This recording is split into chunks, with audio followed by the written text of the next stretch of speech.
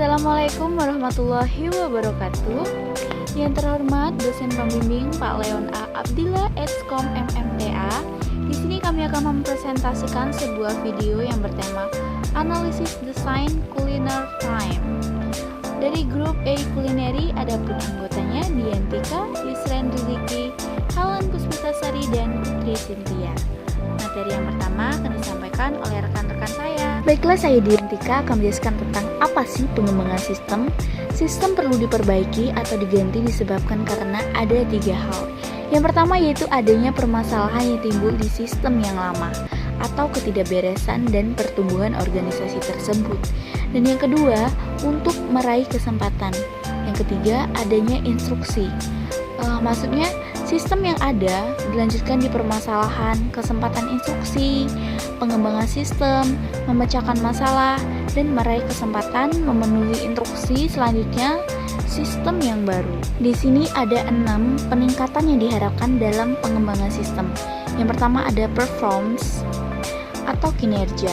Yang kedua ada information atau informasi. Yang ketiga ada ekonomi, control, efisiensi, dan service. Ini adalah tabel siklus hidup pengembang. Kalian bisa lihat di tabel ini ya. Di sini saya akan menjelaskan tentang analisis sistem. Apa sih analisis sistem?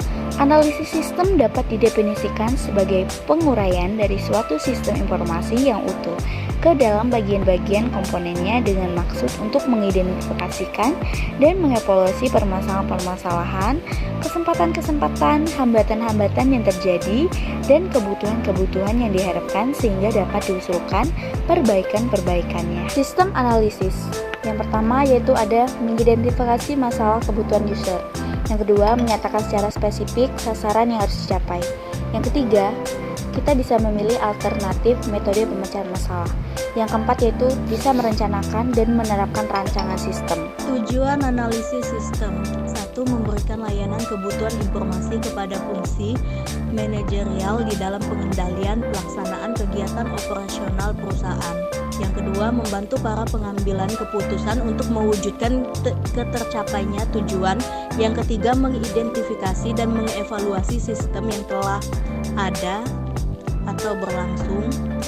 Yang keempat, merumuskan tujuan organisasi berupa pengelolaan data maupun pembuatan laporan baru. Yang keenam, menyusun suatu tahap rencana pengembangan sistem. Langkah-langkah analisis sistem: 1. Identify atau identifikasi masalah. 2. Understand atau memahami kerja dari sistem yang ada. 3. Analyze, menganalisis sistem. 4. Report atau membuat laporan hasil analisis. Pengertian DFD. DFD atau sering disebut data flow diagram adalah sebuah teknik grafis yang menggambarkan aliran informasi dan transformasi yang diaplikasikan pada saat data bergerak dari input menjadi output. DFD merupakan diagram yang menyatakan notasi-notasi untuk menggambarkan aliran data. Sebuah DFD menggambarkan aliran informasi tanpa representasi logika prosedural yang eksplisit, yang dimana data tersebut mengalir atau akan disebut merupakan simbol DFD. Yang pertama, menunjukkan entitas tujuan. Yang kedua, menunjukkan arus data. Yang ketiga, menunjukkan proses. Yang keempat, menunjukkan penyimpanan data. Baiklah, berikut merupakan simbol pada ERD, dapat disimak baik-baik. Selanjutnya yaitu pengertian ERD. Entity Relationship Diagram (ERD) merupakan teknik yang digunakan untuk memodelkan kebutuhan data dari suatu organisasi, biasanya oleh sistem analis dalam tahap analis persyaratan proyek pengembangan sistem.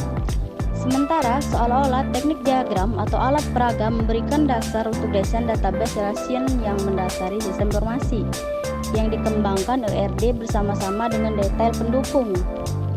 Merupakan model data yang ada pada gilirannya digunakan sebagai spesifikasi untuk database. Berikut merupakan simbol dan keterangannya. Selanjutnya yaitu gambar ERD pada sistem, yaitu seperti yang ada pada slide. Selanjutnya yaitu logic modeling. Logic modeling merupakan representasi grafis sederhana dari suatu sistem yang menunjukkan relasi logis suatu proses transformasi dari input menjadi output untuk mewujudkan keluaran outcome result dan sesuai tujuan. Berikut merupakan gambar logic modeling pada sistem. Object modeling. Object modeling adalah bahasa pemodelan objek untuk pemodelan dan desain perangkat lunak. Berikut ada use case diagram. Diagram use case merupakan gambaran atau representasi dari interaksi yang terjadi antara sistem dan lingkungannya. Ini adalah gambar dari simbol use case diagram. Berikut adalah tampilan dari use case diagram sistem. Bisa dilihat di gambar ya. User interface. User interface merupakan tampilan visual dari sebuah produk yang berfungsi untuk menjembatani sistem dengan user atau pengguna, di mana tampilan UI bisa berupa warna, bentuk, serta tulisan yang didesain dengan semenarik mungkin. Namun, secara sederhana, UI dapat diartikan sebagai bagian tampilan suatu produk dilihat oleh pengguna atau user. Flowchart. Flowchart adalah suatu bagan dengan simbol-simbol tertentu yang menggambarkan urutan proses secara mendetail dan hubungan antara suatu proses atau instruksi dengan proses lainnya dalam suatu program. Berikut adalah simbol flowchart. Berikut adalah flowchart pada sistem. Bisa dilihat di gambar. HTML adalah singkatan dari Hypertext Markup Language. HTML ini merupakan suatu sistem yang digunakan dalam internet untuk menentukan struktur konten pada halaman web.